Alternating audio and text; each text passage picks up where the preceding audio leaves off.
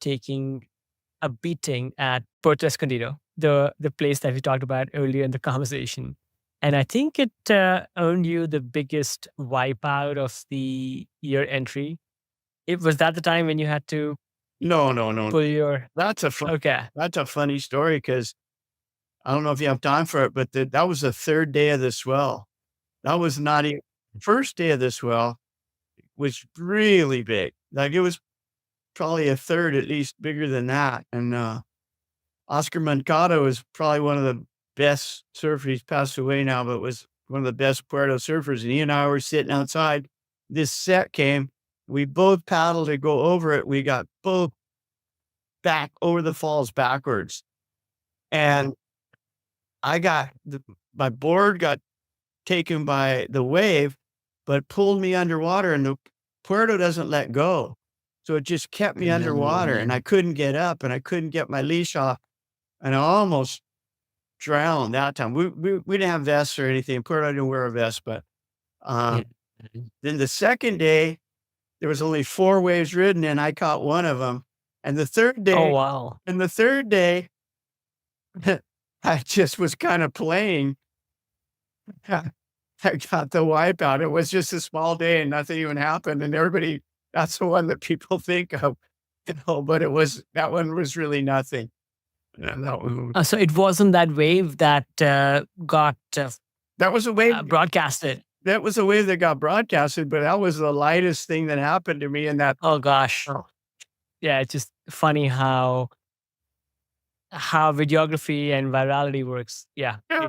it's not always the one that is the most intense that makes the anyway, that video it still is a little awe-inspiring because I can only imagine how much bigger of a thrashing it must have been for the one that did not make the news because yeah, if this was like the one that is more subdued, yeah, I can't imagine like how bad. And given your, given your understated way of putting things, if you're saying that you came close to drowning, I can't imagine how violent that must have been.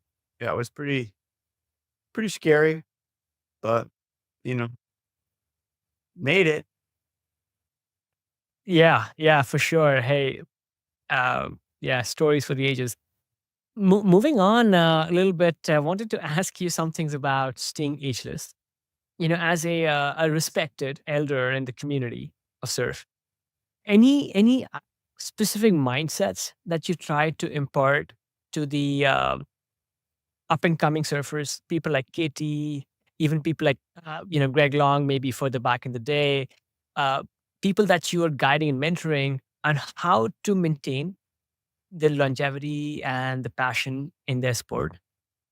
Longevity is not something you can really mentor, I don't think, anything but example. Like, people look at me and go, "Wow, I see you can do it." And we didn't have that when I was younger, like, there was most guys were pretty much done at 30 when I was a kid, and, our stars and everything at work or alcohol or something and, taking them off the path, but, I just try and live the example that I think you try and live, that surfing is the most important thing to me in my life.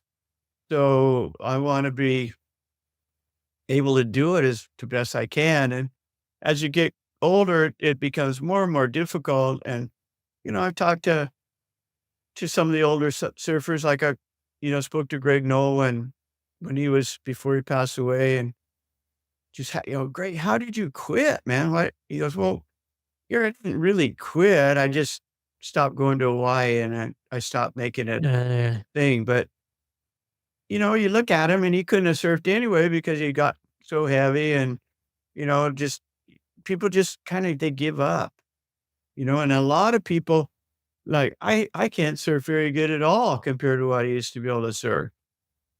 Instead of being frustrated and going, oh, I'm going to quit because I can't surf as good as I used to, I just go, I'm going to try and catch 3 waves and get to my feet. And I know it's going to keep doing that till I can't do it anymore. And I don't really care what I look like or what I don't look like. I just want to keep doing it because this is, it's more to me than just a sport. It's like my meditation and will to live and to stay healthy, so it's mentally and physically, it's my lifesaver. So, I don't drink alcohol, I don't smoke, I don't stay up late, I don't try not to get sidetracked and try and, just keep going, man. And if somebody asks me, then that's what I tell them.